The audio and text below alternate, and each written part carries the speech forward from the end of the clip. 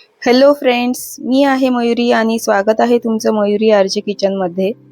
आजची जी खास रेसिपी मी तुमच्यासाठी घेऊन आली आहे ती बटाटा भजीची रेसिपी आहे। अशा पद्धतीने जर तुम्ही भजी बनवली तर ती तेलकटही होणार नाहीत आणि तुम्हाला पुन्हा पुन्हा बनवून खावीशी वाटतील। लहान मुलं सुद्धा आवडीने खातात ही रेसिपी। तर चला मग वळूया आजच्या रेसिपीकडे।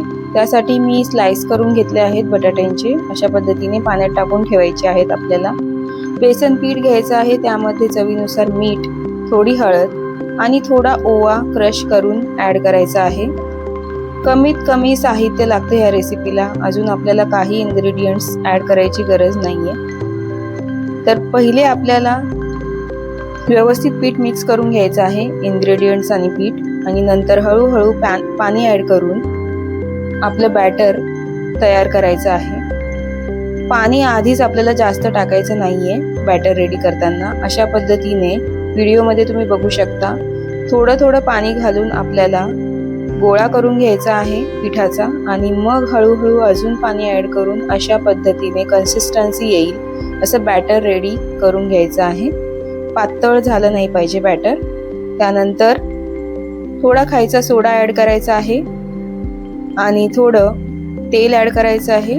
तेलाचं मोहन घालायचं आहे, कोमट तेल, आणि पुन्हा हे पीठ व्यवस्थित फेटून घ्यायचं आहे, नीट मिक्स करायचं आहे।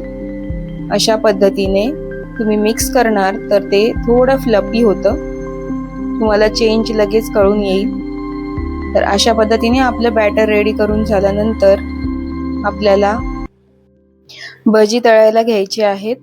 एका बाजूला तेल तापवत ठेवायचं आहे आपल्याला। फास्ट गॅस करून आधी तेल व्यवस्थित कडक तापवून घ्यायचं आहे आणि नंतर गॅस आपल्याला मीडियम ठेवायचा आहे।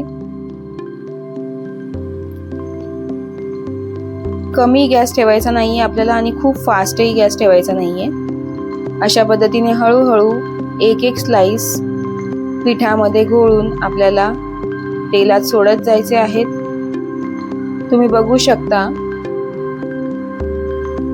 व्यवस्थित असे ते फ्राय झाले पाहिजे, आणि बॅटर जर आपलं रेडी असेल, व्यवस्थित तयार झालेलं असेल, तर अशा पद्धतीने ते छानपैकी फुगतात आणि त्यांना खुसखुशीतपणा येतो। मीडियम गॅसवर आपल्याला हे असे फ्राय करून घ्यायचे आहेत। एका बाजूनी ते व्यवस्थित होऊ द्यायचे आहेत, नंतर पलटी करून घ्यायचे आहे, अजून थोडा वेळ फ्राय करायचे आहेत। तेलाला जे बुडबुडे येतात ते बुडबुडे हळूहळू कमी होतात फ्रेंड्स। ते कमी झाले म्हणजे आपल्याला ही हिंट मिळते की ते व्यवस्थित फ्राय झाले आहेत आणि आपण ते आता काढून घेऊ शकतो। तर तुम्ही बघू शकता इझी आणि पटकन अशी होणारी ही रेसिपी आहे। जास्त वेळही लागत नाही या रेसिपीला आणि कधीही आपण ही रेसिपी करू शकतो। आणि अशा पद्धतीने तुम्ही केले तर ते तुम्ही बघू शकता की ते तेलकट बिलकुलही होत नाही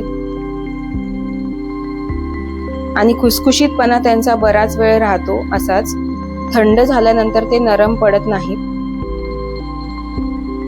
तर फ्रेंड्स, ही रेसिपी जर तुम्हाला आवडली असेल तर व्हिडिओला नक्की लाईक करा, माझ्या चॅनलला सबस्क्राईब करायला प्लीज विसरू नका, शेअर करा हा व्हिडिओ। तुम्ही जर इंस्टाग्रामवरून बघत असाल तर माझ्या अकाउंटला फॉलो करा, नवीन नवीन रेसिपी बघा। Thanks for watching guys, bye bye.